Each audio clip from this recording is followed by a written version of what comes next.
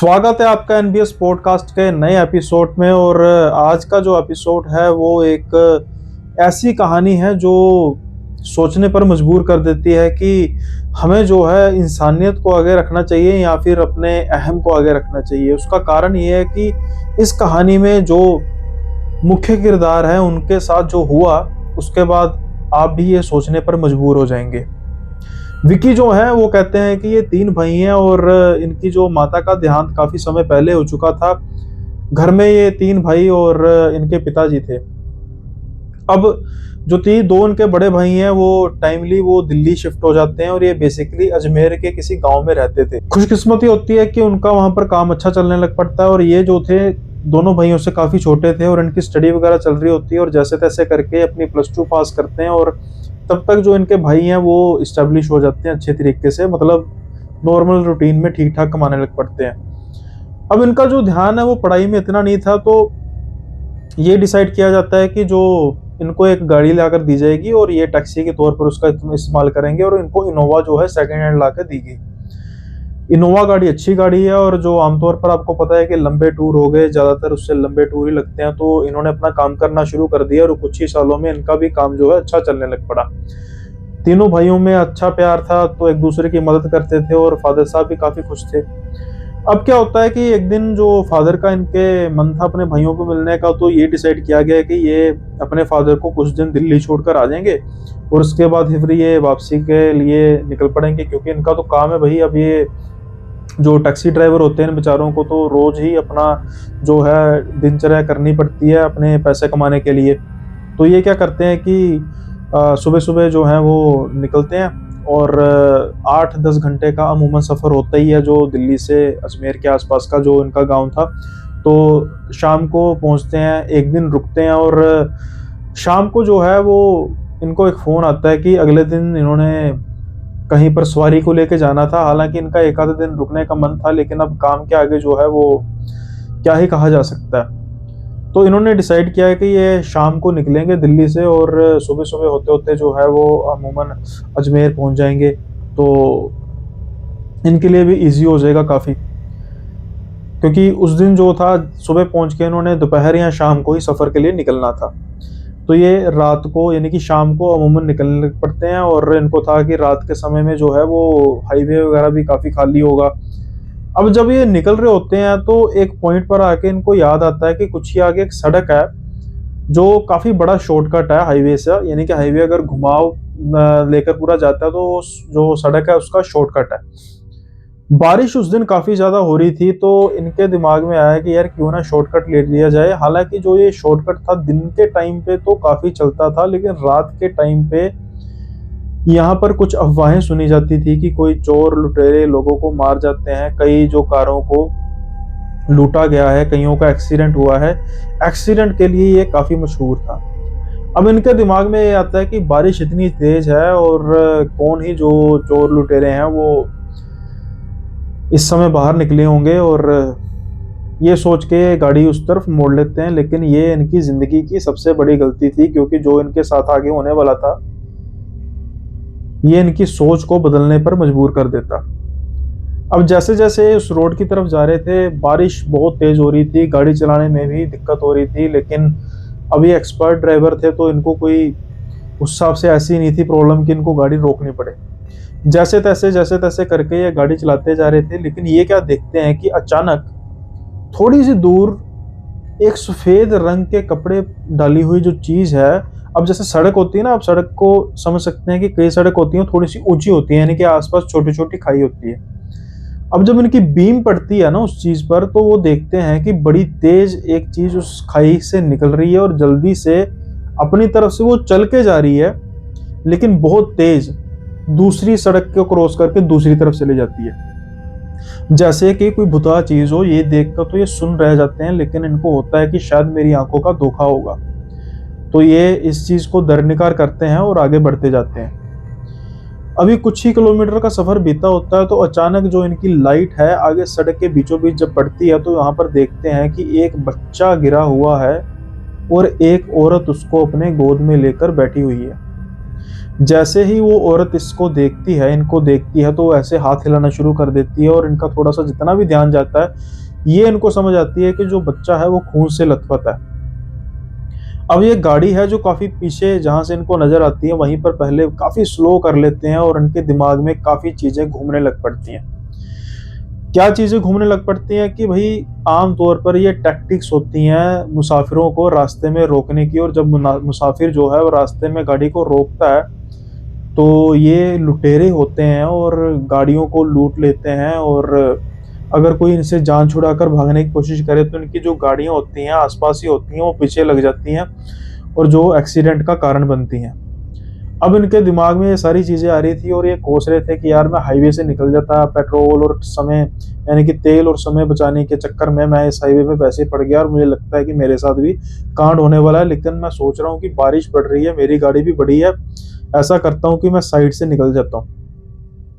लेकिन जो इनके अंदर की इंसानियत थी ना, वो ज़िंदा थी और वो इनको ना करने के लिए मजबूर कर रही थी, और उनको था कि अगर ये सच में ही ऐसा कुछ हुआ तो। अब जब ये गाड़ी रोक के रखी थी, गाड़ी फिर ये आगे लेकर जाते हैं और गाड़ी जब उसके पास रोकते हैं, तो वो जो औरत है जल्दी से भागती हुई आती है और इनके शीशे को तेज-तेज मारना शुरू कर देती है, और उसके हाथों से जो खून था वो शीशे पर लगा हुआ था। शीशे से लग के वो नीचे गिर रहा था। अब ये शीशा नीचा करते हैं और वो कहती है कि मेरे बच्चे को गाड़ी ने टक्कर मार दी, प्लीज़ प्लीज़ आप मुझे कृपा करके मुझे मुझे आगे शहर बढ़ाएगा, वहाँ पर आप हॉस्पिटल में जो है इसको प्लीज़ हमें एडमिट करा दिए, नहीं तो ये मर जाएगा। अब ये करते हैं, कोई बात नहीं, मैं लेके जाता हूँ, आप चिंता मत करो, आप घबराओ मत। तो वो क्या करती है, वो जो लेडी है वो अचानक से खुश होती है और वो कहती है, सच में आप लेके जाओगे? वो कहते हैं, हाँ, आपने इसीलिए रोकी है, कोई दिक्कत नहीं, मुझे कोई दिक्कत नहीं है। अब वो जो लेडी है वो चल के जाती है, और जो जैसा कि मैंने कहा कि रात में बारिश बहुत ज़्यादा तेज़ हो रही थी और बड़ी मुश्किल से ही वो भी और उसका बच्चा नज़र आ रहा था। गाड़ी में ये बैठे हुए हैं थोड़ी-सी साइड पे करके, अब ये देख रहे हैं कि वो जो लेडी है वो बच्चे को उठा रही है और उसको कुछ समस्या महसूस हो रही है, जैसे कि बच्चा उससे सही तरह से उठ नहीं रहा। अचानक से होश में आता है कि भई मुझे क्या करना चाहिए, मुझे उस जाके उसकी हेल्प करनी चाहिए, मैं तो वेट कर रहा हूँ कि वो उसको लेकर आए। ये अपनी सेंसेस में आते हैं और ये दरवाज़ा खोलते हैं, दरवाज़ा खोल के ये आगे चले जाते हैं उसको उठाने के लिए, बच्चे को। अब उसको औरत को कहते हैं कि मैं उठा लेता हूँ बच्चे को, साथ में आपकी मदद करता हूँ। मदद करने के लिए जैसे ही ये झुकते हैं, अब इनको साक्षात मौत नज़र आती है। क्या होता है इनके साथ, ये तब बयां करना ही नहीं चाहते थे, और ना ही ये किसी को महसूस करवाना चाहते थे कि उन्हें पता लग गया है कि उनका कांड हो गया। एकदम से बारिश के बावजूद इनके शरीर में एकदम गर्मी इनको महसूस होती है और इनको लगता है कि जो पानी इनके शरीर से बह रहा है वो बारिश का पानी नहीं, वो तो पसीने का पानी है जो थर-थर बह रहा है। और जो ये देख चुके हैं, इसके बाद इनकी मौत तय है। और जैसा कि इन्होंने सुना था कि लुटेरे तो होते हैं सड़कों में, लेकिन और भी बहुत कुछ होता है जो लोगों की मौत का कारण बनता है, और शायद आज इनकी मौत का कारण भी बनेगा। अब ये एक चीज़ सोचते हैं कि मैं कुछ महसूस नहीं होने दूँगा, क्योंकि मैंने अगर कुछ महसूस होने दिया, तो फिर मैं तो गया। देखा क्या था इन्होंने, ये अब आपको आगे जाके पता लगेगा। ये जैसे-तैसे करके उस बच्चे को उठाते हैं, अपनी गाड़ी के अंदर बिठाते हैं, पीछे की सीट पे, और चलना शुरू कर देते हैं। जो सफ़र इनको काफ़ी आसान लग रहा था, लेकिन ये ज़िंदगी का सबसे मुश्किल सफ़र इनका होने लगा था। क्योंकि जिसको इन्होंने पीछे बिठाया था, जब भी उसको ये अपने रियर मिरर से देखते थे, तो वो उसको नज़र ही नहीं आती थी। आप समझ ही गए होंगे कि वो चीज़ क्या थी। ना उनको वो बच्चा नज़र आ रहा था, ना ही वो उनको औरत नज़र आ रही थी। लेकिन ऐसा क्या इन्होंने झुक के देख लिया था कि जिसके बाद उनको ये कन्फर्म हो गया था कि आज इनकी मौत पक्की है। जैसे-जैसे ये गाड़ी आगे चलाते जा रहे थे, ये कोसते जा रहे थे और भगवान का नाम लेते जा रहे थे कि परमात्मा आज बचा ले, मैंने तो किसी का भला करने की ही कोशिश की है, और अगर ऐसे भला करके भी मौत ही मिलेगी, ऐसा भला करके ही मरना ही होगा, तो फिर भलाई करने का फ़ायदा क्या? फिर वो लोग अच्छे नहीं हैं जो ऐसी चीज़ों को देखकर साइड से गाड़ी निकाल लेते हैं। काफ़ी हद तक ये ठीक भी कह रहे थे, लेकिन क्या पता कि ये चीज़ उनके लिए फ़ायदेमंद थी या उनकी मौत का कारण बनने वाली थी। गाड़ी ये आगे भगाते जा रहे थे, लेकिन इस दौरान जो औरत है वो कुछ भी नहीं बोल रही थी। जो बच्चा है उसकी भी कोई हलचल नहीं हो रही थी, और अब इसको इनको उस बच्चे के साथ कोई लेना-देना था भी नहीं, क्योंकि वो इंसान तो था ही नहीं और मरने का तो उसके सवाल ही नहीं था। इनकी जान में जान तब आती है जब ये देखते हैं कि कुछ ही दूर पर कुछ इनको लाइट्स नज़र आ रही हैं, शायद वो किसी शहर या कोई गाँव की लाइट्स थी, और इनका ये था कि जैसे ही कोई मुझे शहर नज़र आएगा, मैं वैसे ही अपनी गाड़ी रोकूँगा, गाड़ी से बाहर निकल के भागूँगा। अब ये गाड़ी जब आगे बढ़ाते हैं तो इनको थोड़ी-सी तसल्ली होती है, वहाँ पर शहर और छोटे से शहर के बीच में एक कस्बा जो कह सकते हैं वो था, और वहाँ पर एक उनको चाय का खोखा नज़र आता है जो अभी भी खुला हुआ था। हालाँकि रात के जो है काफ़ी टाइम हो गया था, लेकिन शायद बारिश की वज़ह से कुछ दोस्तों ने चाय पीने का बंदोबस्त किया होगा, क्योंकि 4-5 लोग थे वहाँ पर बैठे हुए। ये देख के तो इनकी जान में जान आती है, और ये उस लेडी को कहते हैं कि बहन जी, बात ऐसी है कि मुझे ना ठंड बहुत लग रही है, तो मैं थोड़ी-सी ना चाय पी लूँ। वो आगे चाय का खोखा मुझे नज़र आ रहा है। गाड़ी ये धीमी कर चुके थे। अब वो जो औरत है वो गुस्से में कहती है कि मेरा बच्चा मर रहा है और तुम्हें चाय की पड़ी है।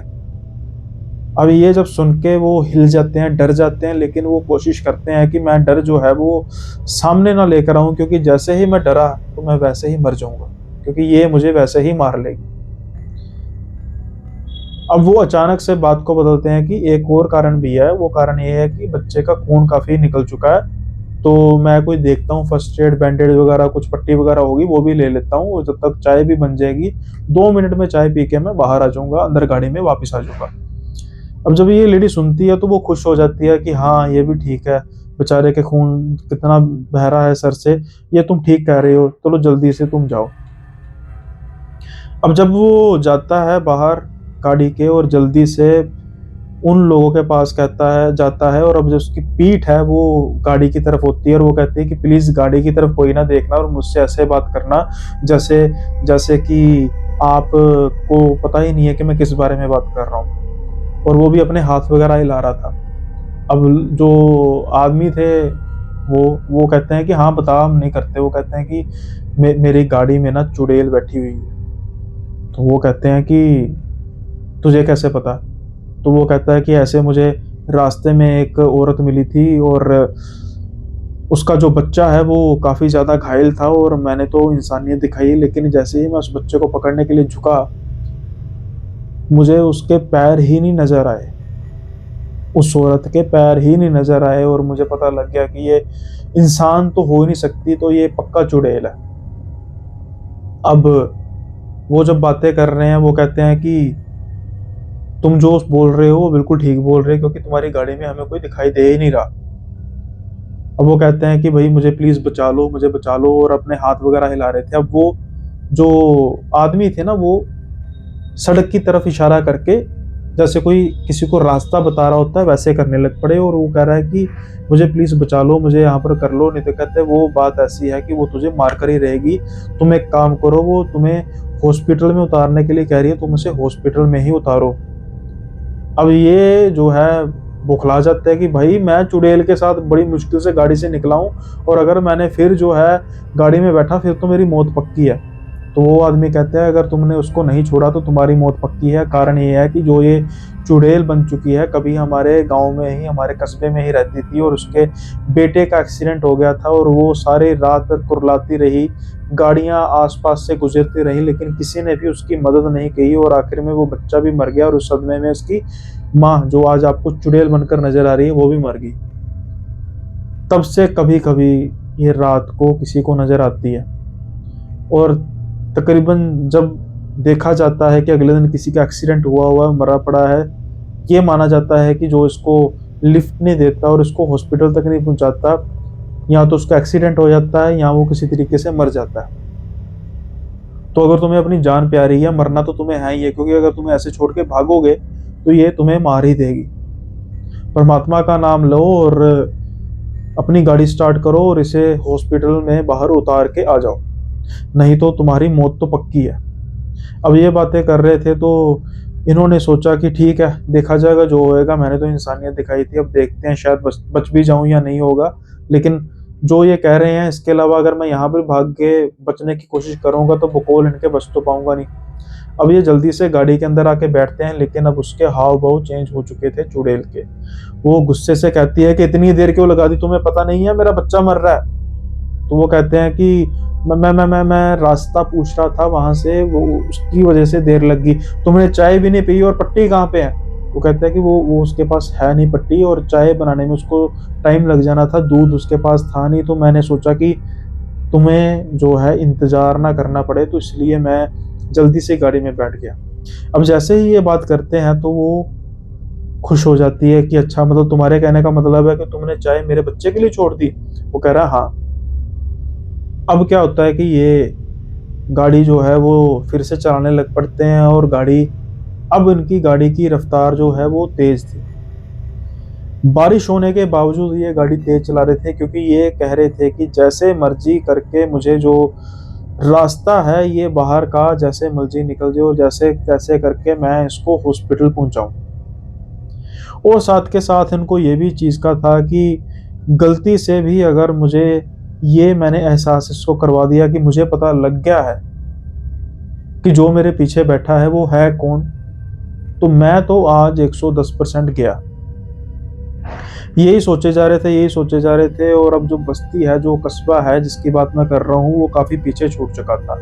यानी कि अब इनके पास कोई और दूसरा चारा था नहीं सिवाय उसको उसकी मंजिल तक पहुंचाने के, और उसके बाद भी ये चीज को देखना कि उसके बाद ये इसको बख्शती है कि नहीं बख्शती।